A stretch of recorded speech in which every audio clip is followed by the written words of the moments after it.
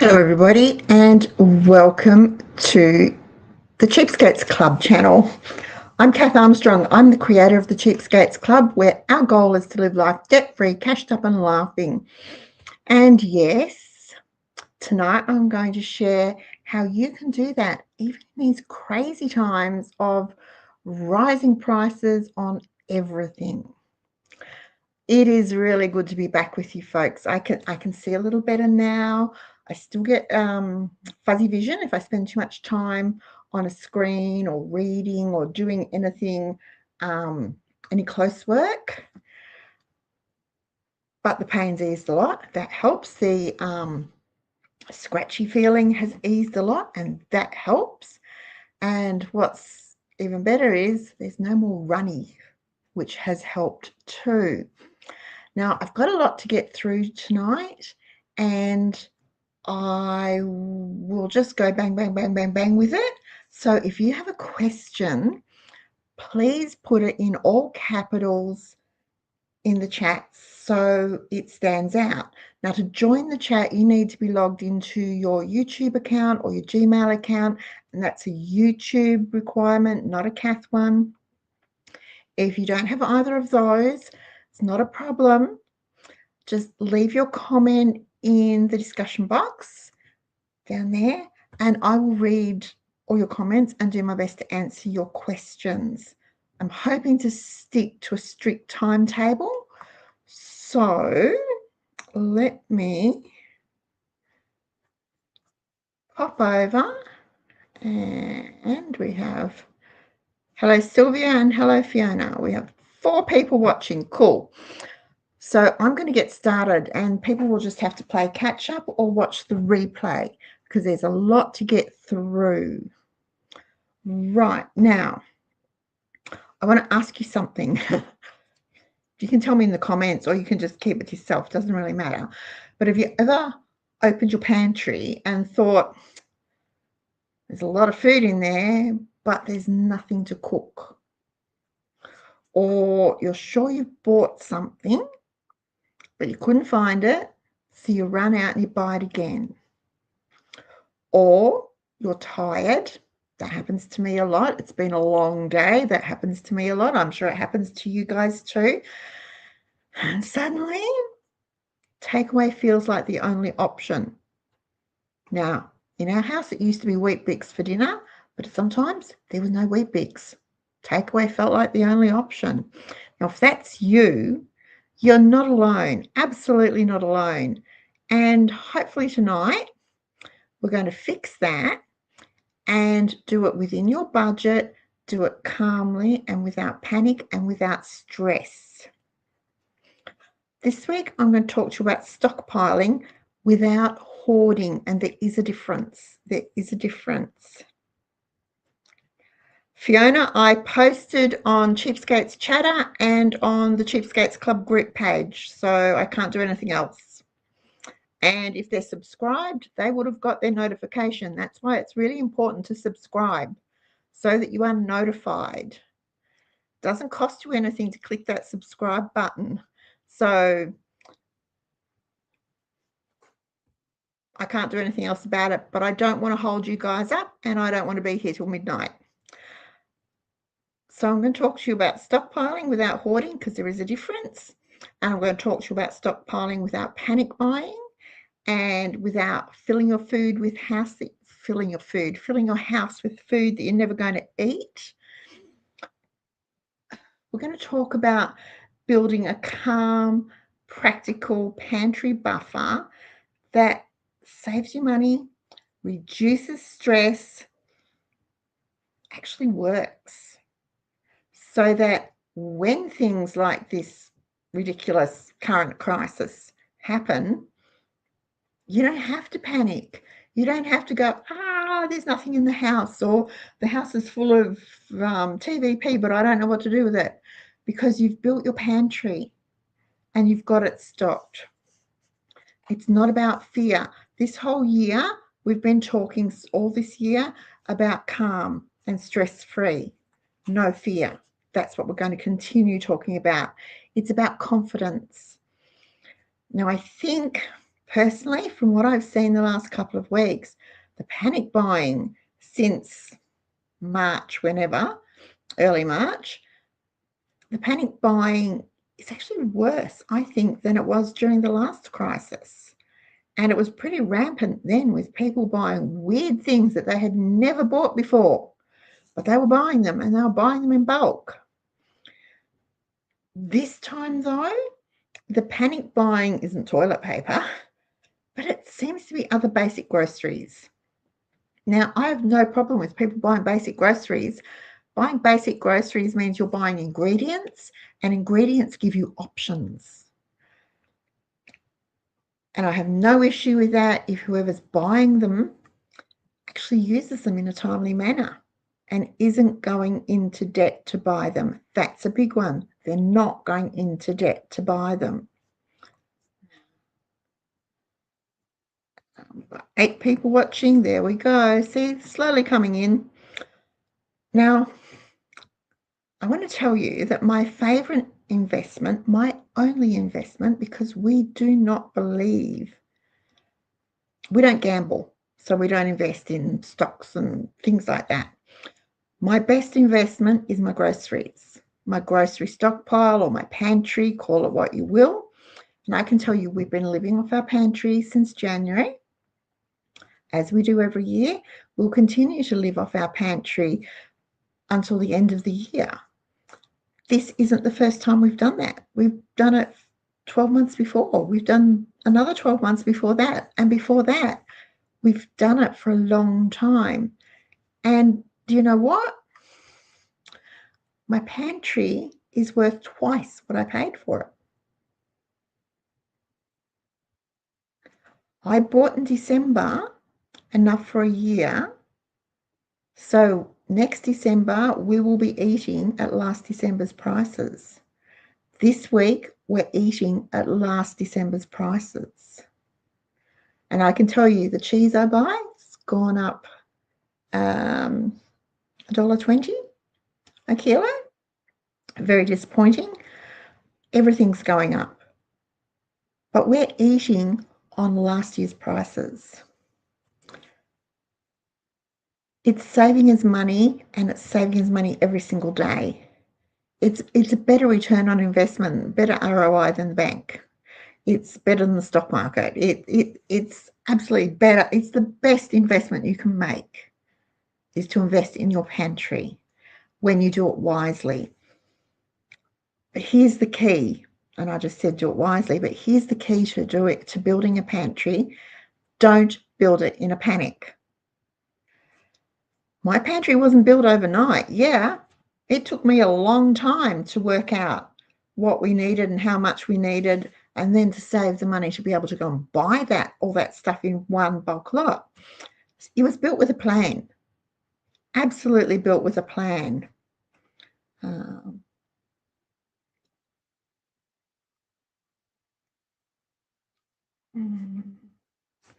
right, so just checking comments and numbers. So, my lovely ones, often when people hear stockpile, they think of two extremes. I used to. On the one side, you have the panic buyers. They're clearing shelves of the toilet paper, of the pasta, of the flour, the oats, the yeast, the baked beans.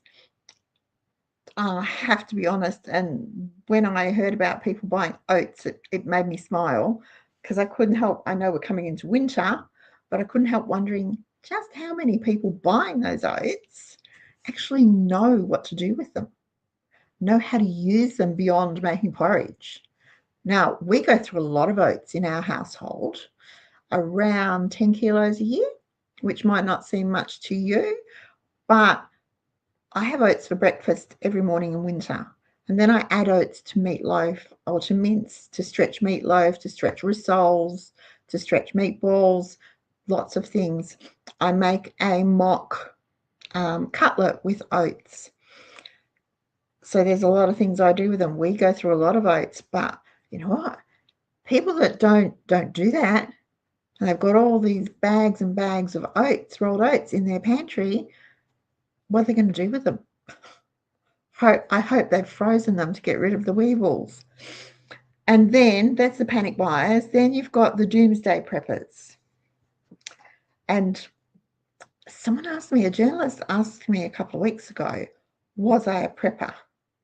I went, no, I'm not. Most definitely not. We don't have underground bunkers. I don't have years and years worth of freeze-dried whatever stashed in Mylar bags in the shed. We're not prepared for the apocalypse. That's an interesting way to be. I don't think I'd like to live like that. That's living in fear, and that's preparing and prepping in fear. And it might be interesting for a little while, but for most of us, neither of those scenarios are actually realistic. Both extremes miss the point. I'm just reading my notes here. That's the truth. Both extremes miss the point, because we're not here to panic, and we're not here to prepare for the end of the world. We're here to live well, to spend wisely, to be prepared calmly. So with that in mind, how does a cheapskate stockpile? We're not panicking. We're not, building 25 years worth of whatever. We're stockpiling the cheapskates way.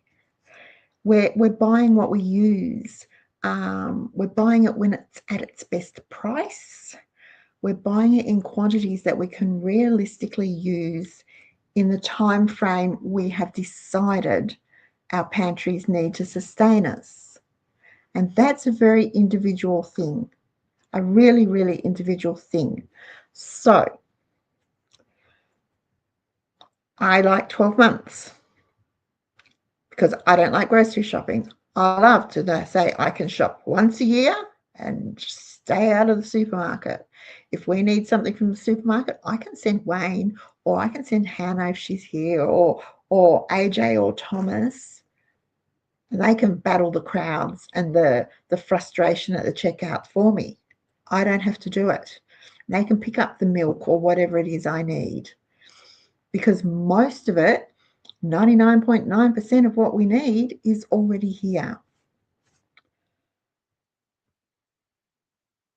And that's because I built the pantry to a plan. I know how much we use of each thing, what we use. I track the prices so that I know maybe something will come on sale in the middle of the year and be a really good deal, in which case I might stock up then. I shop intentionally. When I go shopping, I don't just push the trolley around, and I have my list and I stick to it. If it's not on the list, we don't buy it. And you know what?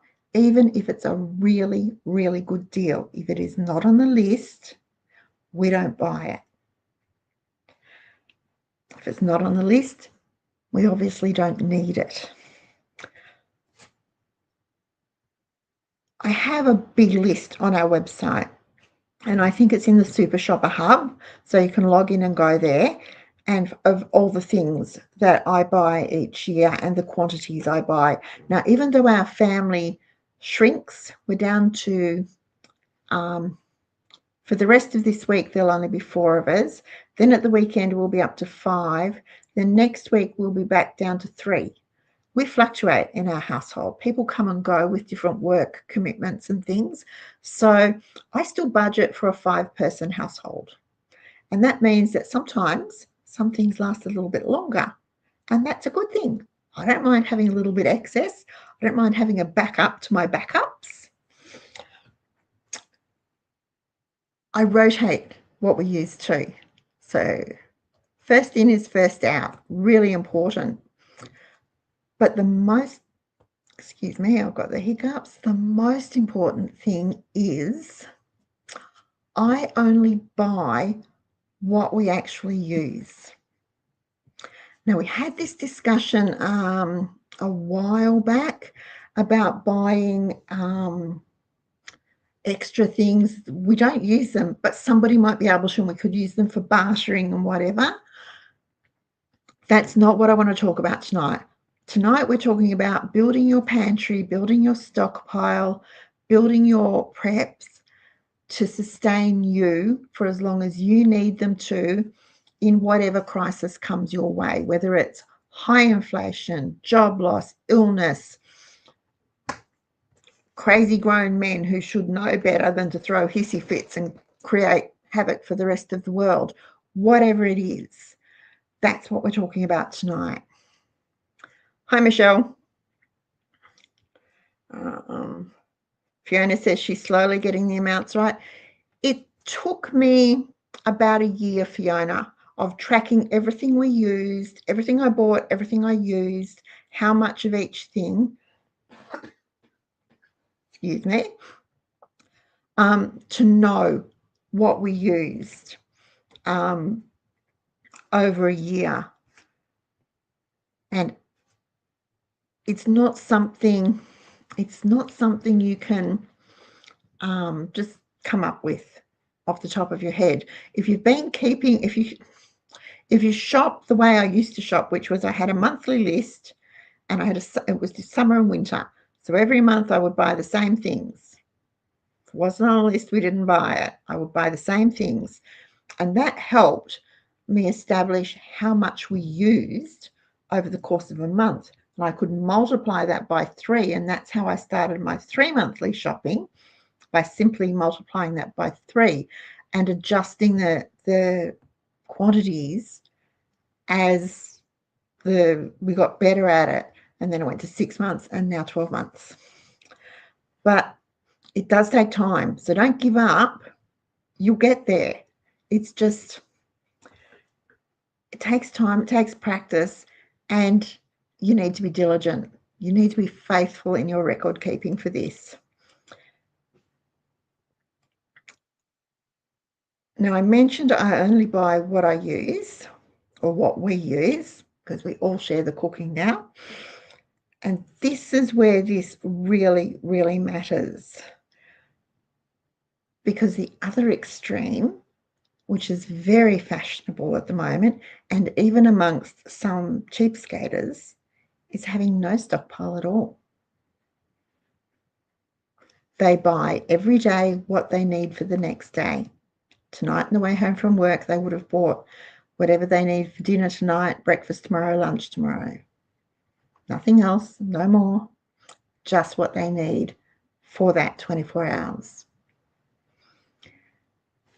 And that, to me, is just as stressful because, like I said, life happens. You might get sick and be housebound for more than a day or 2 days or 3 days or 4 days. You could lose your income and have nothing to fall back on. Have unexpected expenses. We had a doozy over Easter that I will talk more about next week. There could be disruptions to the supply chain. It could be weather, it could be fuel, it could be anything. It could be just disruptions to the supply chain, so the things aren't getting to the supermarkets. Whatever it is.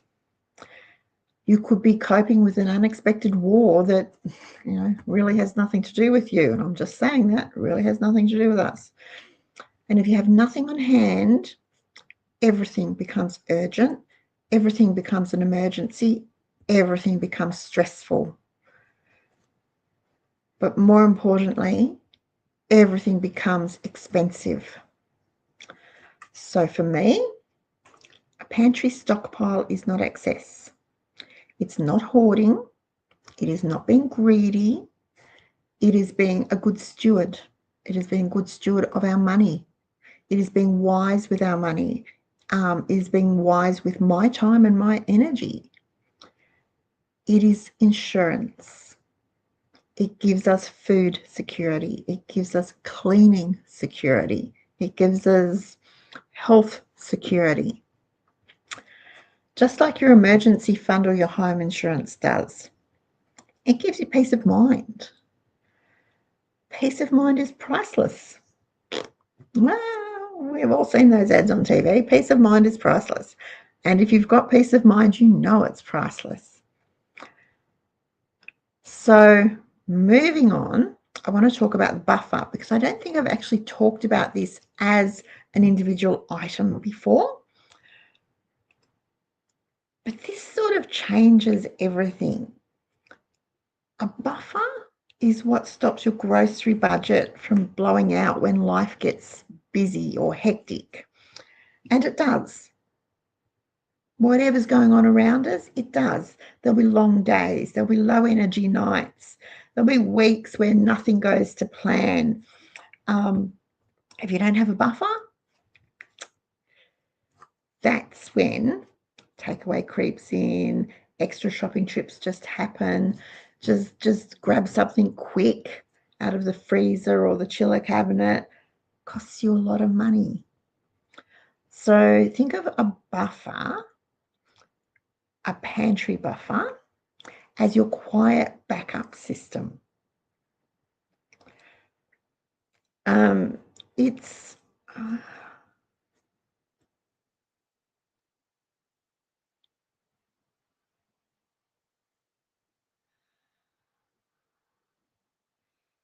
well, it was working for me, Emma. Emma says the link wasn't working. Did you try copying and pasting or just coming to the channel? You'll always find it.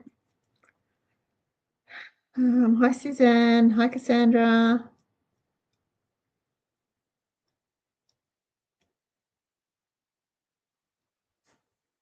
Prices may come down again, maybe an extra of each. All right.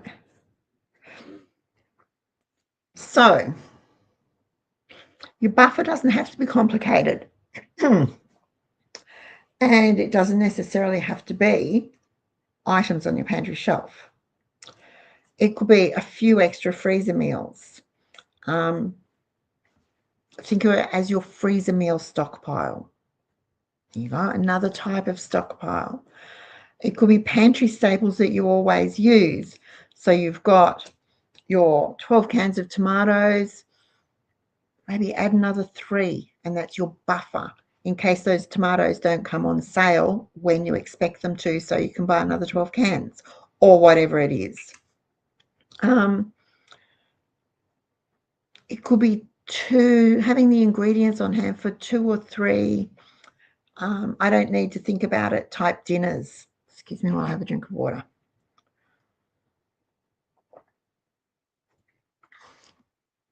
That's it. It's simple. It's practical. It's effective. You don't need to panic to do it. If you want to build your stash of freezer meals, tomorrow night, do a double up dinner. Don't have all the ingredients to do double. Look at ways you can stretch it. Add some rice, add some oats, add some TVP, add some breadcrumbs. Make your rissoles smaller. Instead of making them 90-gram rissoles, make them 75-gram rissoles and get a couple of extra out of the mixture. Make your meatballs smaller. Instead of 2 teaspoons of mixture, make 1 teaspoon of mixture. Little things like that. If you're doing a something with a sauce or gravy, add a little extra water or milk or cream or evaporated milk. Stretch what you can. You don't necessarily, to double up your dinner, you don't necessarily have to have double the ingredients. Look at what you've got, think of ways to double it, and then freeze one for the future. It's easy to do. When I make pasta sauce, I do enough for 4 meals. And I only do 4 meals because that's what fills up my wok. If I had a bigger wok, I would do more because then we eat 1, 3 go in the freezer. That means for the next 3 meals we have a pasta, I don't need to cook a sauce. And the basic sauce I do can be used for spag bowl. It can be used for lasagna. It can go over ravioli. It can be used to stuff shells, whatever. So it's just It's a time saver, but it's also a money saver. And I'll tell you, when I say I get 4 meals out of it, I only use 3 times the recipe to make those 4 meals. Portion control, folks. Very important. So,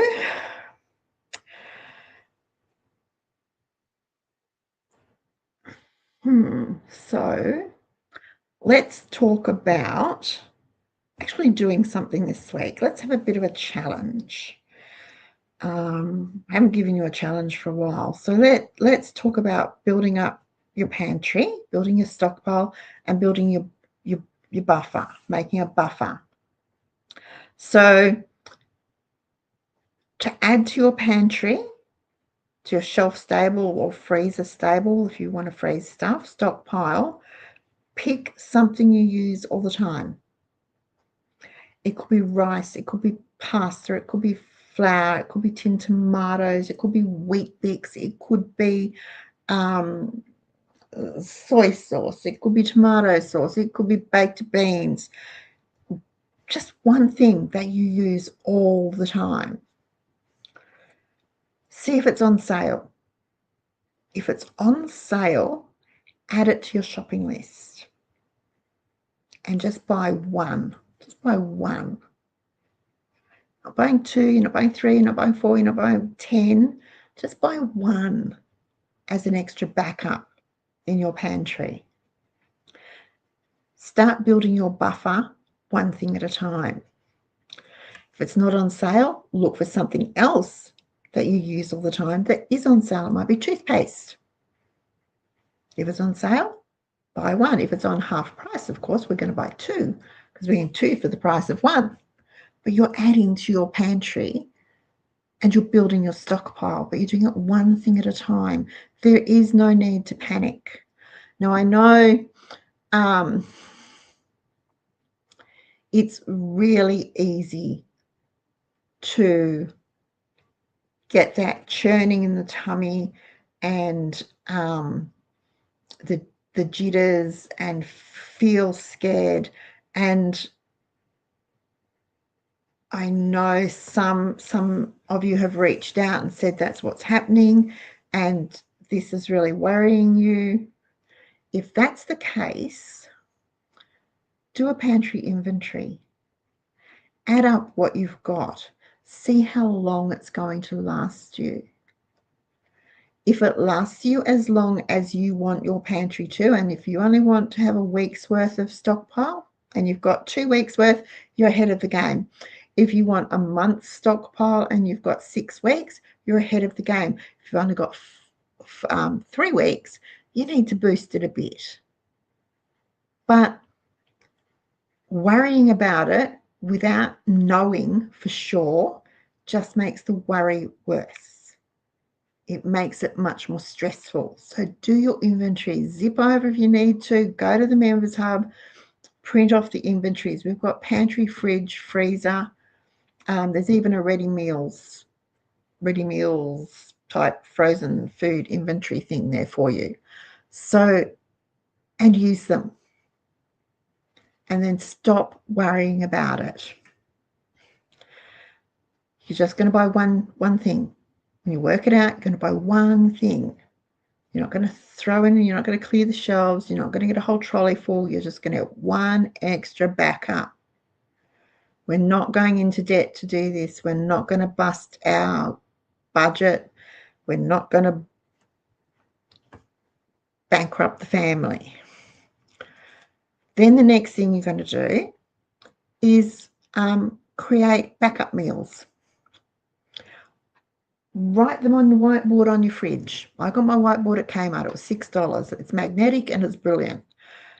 Ask yourself, if today went completely off track, what would we eat for dinner tonight? If you can't come up with anything, if you don't have an answer, that's your starting point. Think of 2 or 3 meals that you can go to, you've got the ingredients for in the house, go to them. They will save you a lot of money. It can be something as simple as a tin of soup and toast. Doesn't have to be gourmet, just has to be a meal. It could be tuna surprise. I've always got the ingredients for tuna surprise. It could be eggs on toast. Just make sure you've got those things on hand with your for two or three meals. Up to you. You can make it more if you want to. That when it gets to dinner time and you go, I really can't be bothered, you can look at the list and go, but I can heat a tin of soup and cook some toast. And do that. Because a tin of soup, I know it's $1 something, $1.30. I think at Coles for a tin of tomato soup, and a loaf of bread's $2.40, I think. $2, I don't know. I've bought bread for a long time. Be under $4 for the meal, and you'll feed 4 people easily with that. So, $4 as opposed to, how much is pizza these days? 30, 35? I don't know what fish and chips is, or hamburgers or anything. I know they're really expensive. Last time I looked and did a price comparison to get hamburgers and chips from the local chip shop for my family, it was over $80. So that's more than a week's worth. That's more than a week's grocery money. We're not doing that, folks. And you don't need to either. So come up with those things. And then step 3, use your freezer properly. Your freezer is a tool. Annabelle talks about handmaidens in her home. Freezers are handmaidens. They are tools that are here to help you, whether it's upright or a chest or just the freezer over the top of your fridge. It is a tool to help you. Your freezer is a super shopper superpower. You can use it to store double up dinners. You can use it to store leftovers. Use it to, how do I say this? I can't remember how to say it. To have portions of ingredients that will make different meals, and just pull them out as you need them. Thaw them, pop them in the microwave, or if you've got an air fryer, in the air fryer, and use them that way. A working freezer equals less stress, equals more savings, equals more time and more energy for you. Building your pantry isn't hoarding. I have to be really clear. I get very upset, very, very upset when people say that having a stockpile is hoarding or it's being greedy. It's not. If you are smart enough and what's the opposite of lazy? If you're smart enough and the opposite of lazy enough to plan ahead, work hard, earn the money, do the shopping, pack the pantry, that's not hoarding, and that's not being greedy. It's being sensible. It's being smart. There will always be lazy people who will tell you that it's hoarding or that you're being greedy. There will always be the people who, I really want to do it, but I can't be bothered, who will tell you that it's hoarding and being greedy. Don't listen to them. Listen to me. It is smart. It is wise. You are investing in your family, and that means you are investing in your future and your family's future. You are saving your family money. It is really important that you understand that. Hoarding is emotional. You've all seen the TV show Hoarders. Hoarding is emotional. They just, anything, doesn't matter whether they'll use it, whether they like it, whether they can afford it, they just have it. And they pile it up and they never use it. No, it can't be used. Can't be used. That's hoarding. It's unplanned and it's always to excess. Always to excess. And those TV shows are terrifying to see. Building your pantry, building your stockpile, building your buffer is intentional. You mean to do it. You have a plan to do it. It's practical. It's saving you money, saving you time, saving you energy. It's giving you food security. It's giving you pantry security. It's controlled because you have the plan. You're not just racing to whatever store you can get to and going crazy, buying whatever you can get your hands on. You have a plan. You have a list. You know what you're doing. It means that you don't panic and you don't rush. And most importantly, you don't overspend. You've already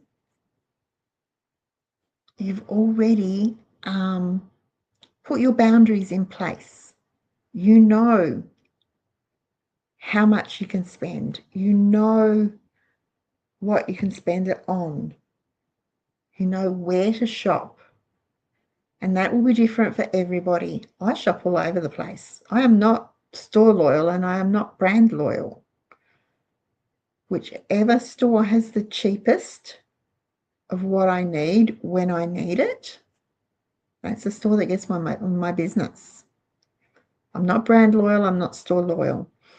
Shouldn't say I'm not brand loyal. Two things, coffee and tea. Very, very fussy about my coffee and tea. But when they're on sale, they get stocked up on.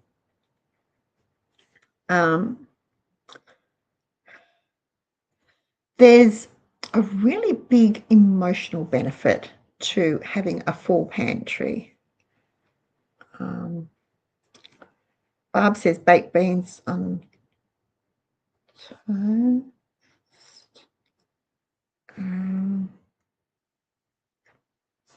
Okay, so we let me see. Baked beans on toast. Yep. Okay. I've lost my spot because I got the list of backups on the fridge. Yeah. And when you've got that list on the fridge, anyone can come in and go, oh, okay, let's have baked beans on toast. We'll go and get the baked beans. We'll get the bread. Done. Easy. You don't have to do it. There's a real emotional benefit to having a stocked pantry. I think it's something we don't talk about enough. It's not just knowing that you've saved money. That's very important, especially in these crazy times. But it's how you feel. My pantry is my security blanket. When I can look at the shelves and see them nice and full with everything that we eat and use, I can breathe. I feel calmer. I feel more organized. I feel more in control. It is an absolute physical, if an emotion can be physical, response.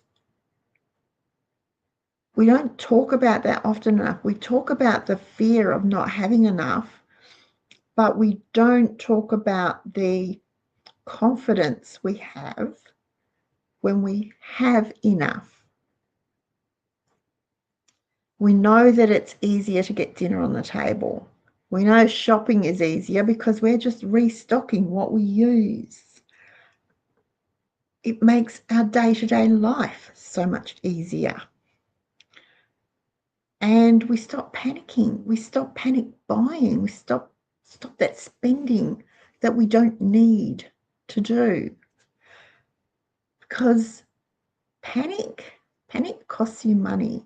And actually panic costs lots of money. So we've got our challenge for the week.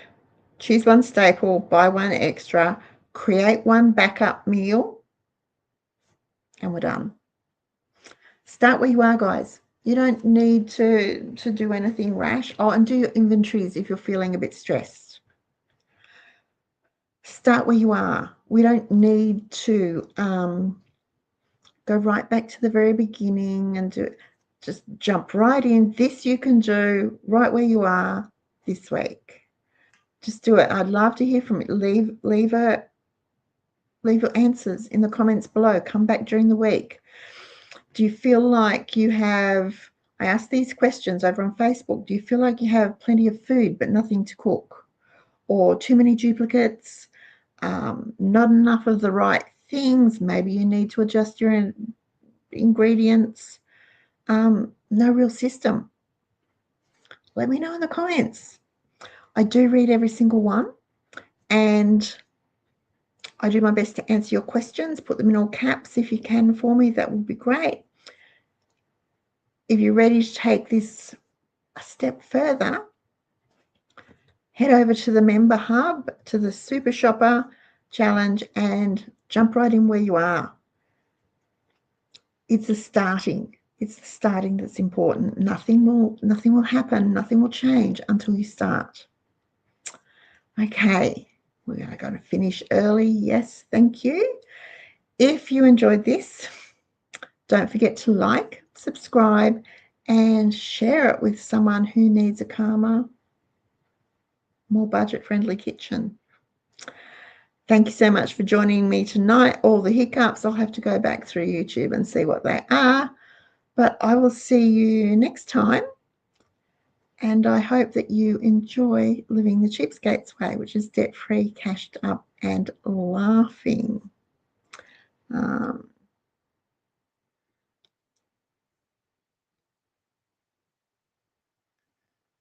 sorry guys, just popped in. Joy's got shepherd's pie, lasagna, and chicken pie in the freezer. Sausage rolls and pasties. She's stocking up on dried milk. Cool.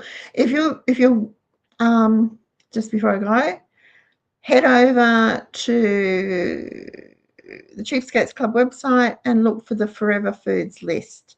If you're not sure what will keep for a longer shelf life, head over to the Forever Foods list. Joy's milk powder just reminded me of it then. Okay, I will see you next time. Until then, happy cheapskating, everyone.